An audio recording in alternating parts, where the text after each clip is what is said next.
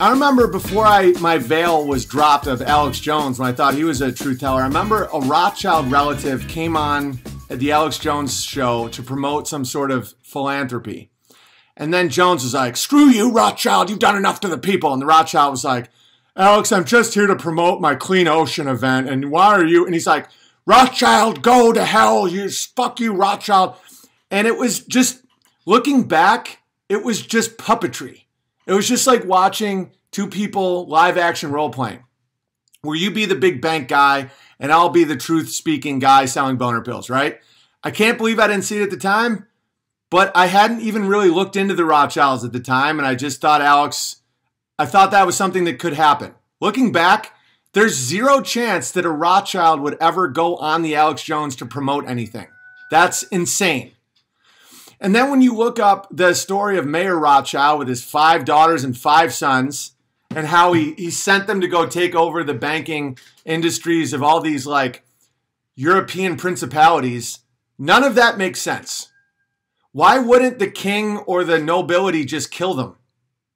It's like, oh, well, they got in so much debt and they promote all this war. They're just like a couple Jews. They didn't have armies. They had notes. Something about it's off. And so that story of the Rothschilds is off.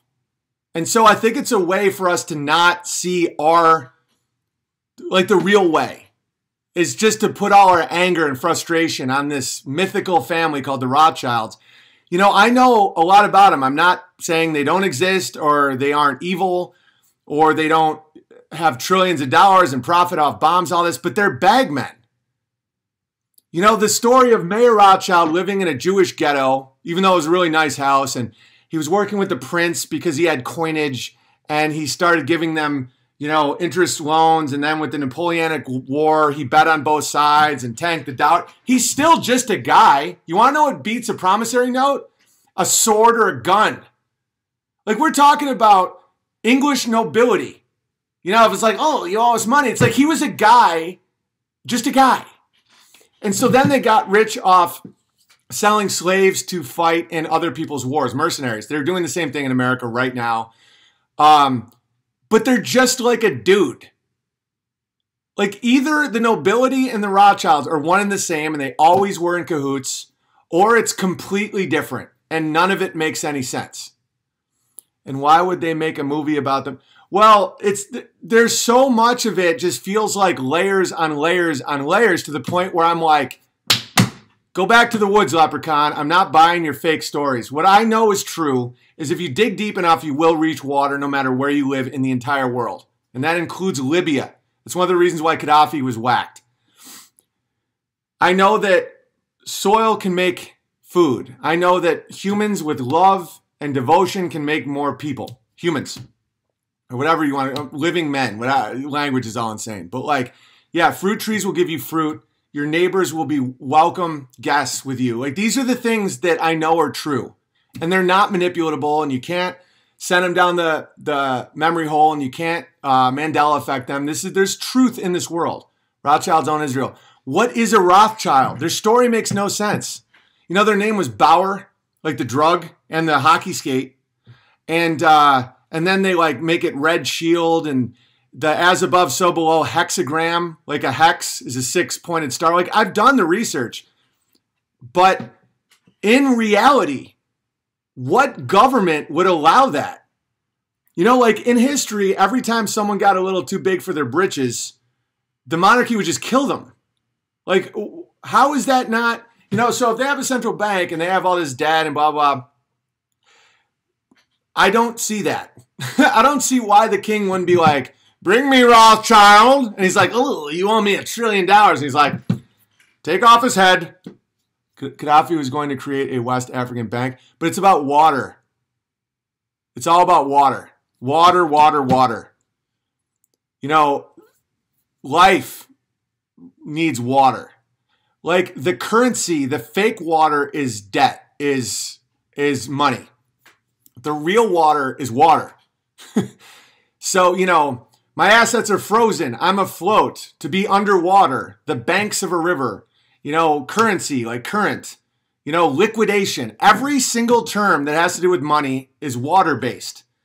It's the same with astronauts, fake space missions, right? It's like the ship, the astronaut. We will set sail. Like when John F. Kennedy was like, we will set sail on the ocean of the stars. And everybody's telling us all the time that real wealth is water and that's water. The sky, the star, space isn't space, is water. They always refer to it as a space ship. Ship? Really? We will set sail? It's not a vacuum, it's water. The water's above, the water's below. It's in the Bible, right? Real money isn't money. It's water, always water. So the wars are always water wars. If you think about the places in the world with the least amount of water, it's the Middle East. They're barren, but water's there. There's primal water underneath all continents in the entire world. Everywhere has water. If you dig down, you will reach water. Gaddafi had the biggest aquifer that anyone had ever built, and he was literally turning the Sahara green. Literally. They bombed it with a uranium bomb. Because if you look at Iraq, if you look at Libya, Algeria, these are wastelands because the water has been taken and controlled. When you watch the third John Wick,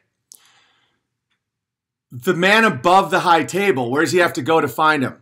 The Sahara Desert, right? He's the one who's controls the families of the high table. They put truth in the movies so that you don't trust your intuition. So when you think something, you say, oh, that's just from a movie. Agenda 2030. Oh, that's just Hunger Games. You're misunderstanding. Wow, that's sad. It's not sad. It's unbelievably not sad. There's water everywhere. Water can make the Sahara green. The Middle East has been sucked. There is dragons. Gold isn't gold. Gold is always water. There's dragons sitting on the water going, argh, because they won't let the people grow their food from the earth. It's Canaanites. They're cursed to not grow anything. That's why the evil in this world is not Jews. Jews are bagmen. They contribute to evil. But I'm starting to really understand why they're called God's chosen people, because when a society gets to a level of degradation where they just strike at the money lenders and the pornographers and the warmongers and kill them and not kill their own connection to it, they're cursed. The Jew is a test. The Jews are engaged in disgusting business practices. They are merchants of sin. That's a fact. Lawyers, doctors. Doctors are drug pushers. Lawyers are liars. Let's just be honest here. Warmongers, pornographers, media, which is lying, and Hollywood, which is mass deception, right? Okay, you're not allowed to kill them. I know that. Because every time people attack the Jew, physically, they curse their nation. You can see it over and over and over again in history. Look at Germany right now. They're incapable of doing anything, right? Okay, so what does that mean? It means that God is testing you to the point where, if you just put your sin on the scapegoat, on the Jew, and not yourself, you curse yourself. Choking on gravy? Yeah, this is gravy. This is hard to hear, but you're right. Yeah, you have to turn off your TV. You have to not drink Sprite. You have to throw away the pills. You have to stop watching runaway drug addicts getting fucked on camera called pornography. You have to do it. Because if you keep degrading yourself, you'll come to a point when all you can do is kill Jews. And I now get why they're God's chosen people. They're God's chosen people. It's not what you think it is. They're not special boys. They're in a tremendously bad position. Where they're the test. They're the scapegoat. They're the blame, the whipping boy. They're where people outsource their rage because of all the sin they did. They're the guy that pays the whore, and then the guy kills the whore because of how disgusting the whore is. And so that's why it is bad to start being like, oh, you got Jew blood? Oh, Jew, yo, Jew. No. You can ghettoize the Jew. You can do all that stuff. The only way to actually win and to actually thrive is to not partake. You always can say no. You can always say no. You can say, we're not going to go to college. Yeah, well, your children, it's a wizardry sales tactic. Well, then their lives will be ruined. If you don't fight for your freedom, you won't have freedom. No. But no. $100,000 to look in the box. I swear it's the most amazing thing in the world. No. If you don't look in the box, you're all going to die. No. There's nothing in the box. If you don't vaccinate your children, they're all going to get all these diseases. No. There's nothing they can do. There's nothing they can do, because if they do try to force you, then you can kill them. If they come to your door and they say, if I can't put this toxin in your body, like with a gun, then you can kill them. They don't want that. That isn't the game. Because you are biblically allowed to, kill a man who's trying to kill you or is trying to, impede on you physically. The real N-word is no, exactly.